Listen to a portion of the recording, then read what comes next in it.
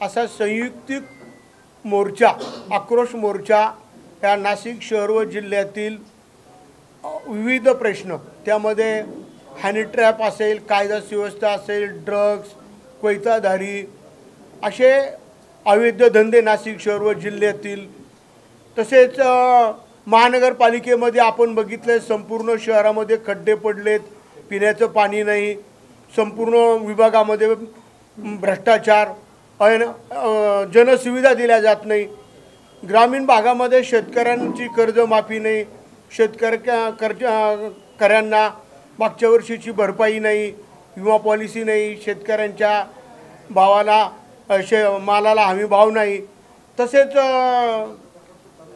अनेक अशा विषयांवर आमचा हा मोर्चा 12 सप्टेंबरला परवा होणार आहे।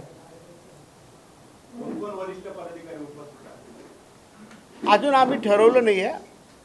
आता आमची एवढी पूर्ण कोर कमिटी दोन्ही पक्षांची आज इथं उपस्थित आहे। त्याच्यामध्ये प्रामुख्याने 2 दिवसावर मोर्चा आलाय तुमचा, कोणत्या नेत्यांशी तुम्ही संवाद साधलाय, कोणाला निमंत्रण दिलंय, कोणासोबत चर्चा झाली वरिष्ठ पातळीवर? हो, वरिष्ठ कालही आम्ही राज साहेबांशी बोललो, काल इथंच व्हिडिओ कॉलवर बोललो आम्ही, त्यांना सर्व माहिती दिली मोर्चा कशासाठी आहे। काल सगळं त्यांना अगोदरही विचारूनच आम्ही दोन्ही पक्षांनी केलेले, त्यांच्या पक्षाला आमच्या पक्षाला, त्या माध्यमातून हा मोर्चा आहे। निमंत्रण दिले कोणाला? झालं आहे, आमचं बोलणं चालू आहे। झालं ना, काल बोलणं झालं काल बोलणं साहेबांशी, साहेब सांगतील। मोर्चामध्ये उद्या शिवसेना सहभागी होणार आहे का, किती ताकदीने सहभागी होणार आणि तुमचे कोणी वरिष्ठ नेते उपस्थित राहणार आहेत का? या ठिकाणी गेल्या 15-20 दिवसापासून प्रत्येक तालुक्यामध्ये शिवसेना आणि महाराष्ट्र नवनिर्माण सेनेची संयुक्त मेळावे आमचे झाले आणि पूर्ण तयारी नाशिक जिल्ह्यामधून संपूर्ण शिवसैनिक आणि मनसैनिक हे मोठ्या ताकदीने या मोर्चामध्ये उतरणार आहे। मोर्चा कशासाठी हे आपल्या सर्वांना माहीत आहे। आज या नाशिक शहराची परिस्थिती अतिशय वाईट आहे। खरं तर हे प्रभू रामचंद्राच्या पदस्पर्शानं पुनीत झालेलं शहर आहे। ही यंत्रभूमी आहे, ही मंत्रभूमी आहे, ही साहित्यिकांची भूमी आहे। अशा या भूमीमध्ये ज्या दिवशी देवेंद्र फडणवीस साहेबांनी आपलं शहर दत्तक घेतलं त्या दिवशीपासून या शहराला नजर लागली की असं मला वाटतं। कारण तेव्हापासून आपण बघतोय की कोयता गँग, शहरामध्ये अशांतता, या 6 महिन्यामध्ये जवळ 35 खून झालेले आहे।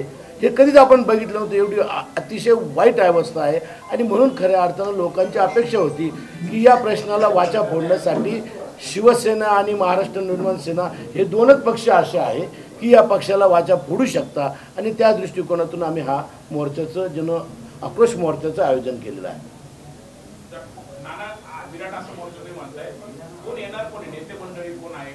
आम्ही नेत्यांशी ऑलरेडी आमचं बोलणं झालेलं आहे।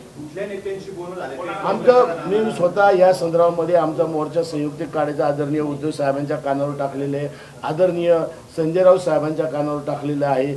मोर्चा कशासाठी काढतो याचं सविस्तर मुद्द्यासहित त्यांच्याकडे आम्ही पोहोचवलेलं आहे।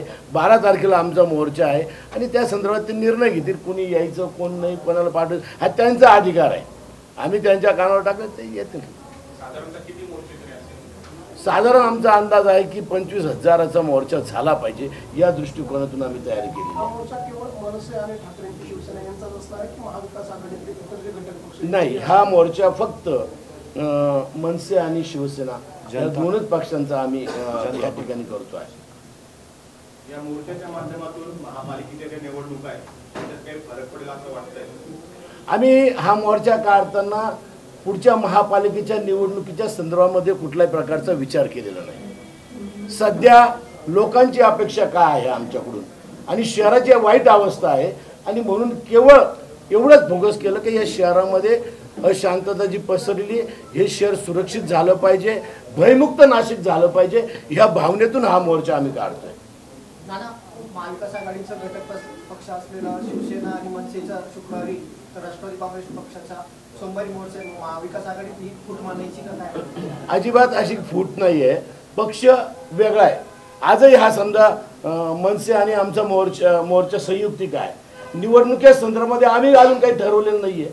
भविष्यामध्ये ज्या निवडणुका होणार त्या संदर्भामध्ये आदरणीय उद्धव साहेब, राज साहेब या ठिकाणी निर्णय घेतील।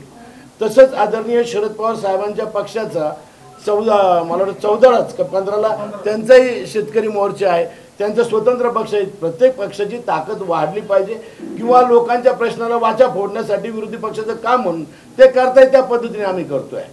पण एका बाजूला तुमचा मोर्चा निघतोय, दुसऱ्या बाजूला त्यांचा मोर्चा, त्यांच्या पक्षाचे थेट सर्व नाशिकमध्ये येत आहेत, त्या मोर्चामध्ये सामील होणार आहे. तुमचे 2 पक्ष आहेत, तुमचा कधी काळी नाशिक हा बालेकिल्ला होता, मग तुमचे नेते येणार का?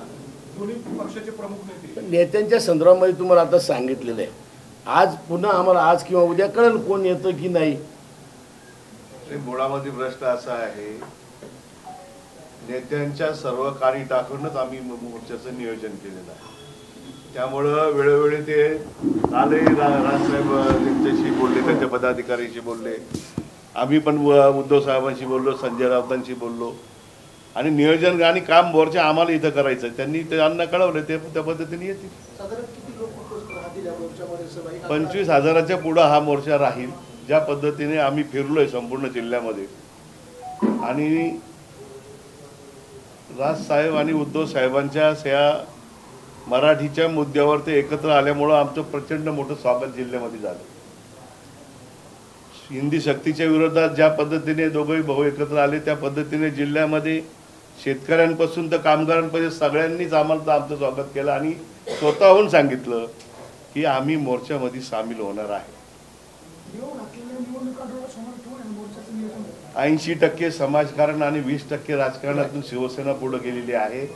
मनसेही त्याच मार्गातून जाती आहे. त्यामुळं कुठल्याही निवडणुका डोळ्यासमोर ठेवून आम्ही आंदोलनं करत नाही. त्याच्या अगोदरही आंदोलनं झालेली आहेत, त्याच्या अगोदरही मोर्चे झालेले आहेत आणि मग निवडणुका आहे म्हणून मोर्चा काढायचे का? या जिल्ह्यामध्ये 4 मंत्री आहेत. या जिल्ह्यामध्ये 4 मंत्री शहरामध्ये राहतात. एक बाहेरून मंत्री येतो आणि तो म्हणतो की मी 2 दिवस शहरामध्ये थांबून खड्डे बुजवून. याला कोण जबाबदारी विचारणार आहे? कोण हे जबाबदार आहे? हे शासन सत्तेत बसलेलं आहे. यांच्या भानगडी पालकमंत्र्याच्या याच्यावर आहे, विकासाच्या मुद्द्यावर नाही. आणि म्हणून जनतेचा ह्या आक्रोशाला कोणीतरी सामोरं गेलं पाहिजे. जनतेचा आक्रोश ह्या सत्तेपर्यंत पोहोचला पाहिजे, सत्ताधाऱ्यांना जाब विचारला पाहिजे. त्याच्यासाठी हा मोर्चा. जनसुरच कायदा याच मोर्चाच्या निमित्ताने लोकांचा प्रयत्न आहे. लोकांचा प्रश्न घेऊनच आम्ही रस्त्यावर उतरतोय आणि म्हणून जर कोणीच जर प्रश्न वाचा फोडत नसेल, अनेक लोक त्या मोर्चात आता सहभागी स्वतः होऊन येत आहेत. आता बिराडसाठी बसले, 1.5 महिना झाली मंडळी बसली. झोपडपट्टीचं शहरातल्या तुमच्या ज्या स्लम आहेत त्यातले लोक स्वतःहून येत आहेत. ते सांगताय की आम्ही येतोय, पाणी नाहीये. 90,000 कोटी संपूर्ण या महापालिकेचं वाटोळं या मंडळींनी केलं. 8 वर्ष झाले, 8.5 वर्ष झाले, 3.5 वर्ष निवडणुका नाहीये. शहरामध्ये खड्ड्याचं साम्राज्य आहे, पाणी मिळत नाहीये. महापालिकेवर सतत मोर्चे निघतात. लोकप्रतिनिधीच्या काळात निघाले का? नाही निघाले. मग हे जनतेचे प्रश्न मांडायचे कोणी? आम्ही विरोधी पक्षात आहे आणि आमचं ते काम आहे. त्या पद्धतीने आम्ही मांडतोय. आता आंदोलन भाजपचे माजी नगरसेवक उद्धव निमसे पुन्हा गुन्हा अजूनही ते सापडत नाहीत. कायदा आणि सुव्यवस्था भयमुक्त नाशिक करण्यासाठीच निघणार आम्ही. आता जर नगरसेवक कोयते घेऊन मर्डर करायला लागले, त्यांना जाब कोणी विचारायचं? हा जाब विचारण्यासाठीच तर उद्याचा 12चा मोर्चा आहे. तुम्ही मला सांगा, या शहरातले पोलीस कमिशनर पासून सगळे कायदा आणि सुव्यवस्थेला कुठंही याच्यामध्ये हे पडत नाही त्यांचं.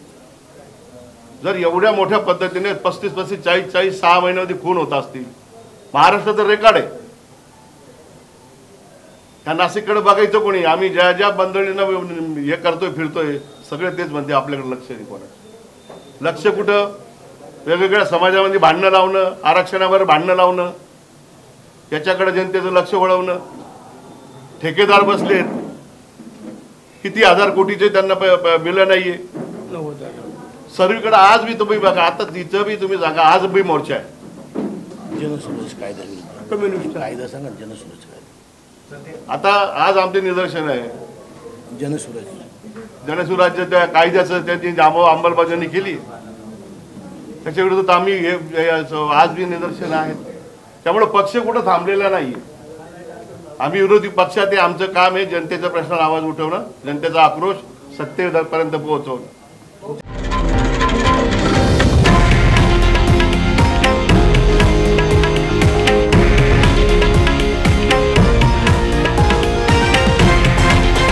हे आहे देशातील नंबर 1 न्यूज नेटवर्क आणि आपण पाहत आहात TV9 मराठी, एकमेव.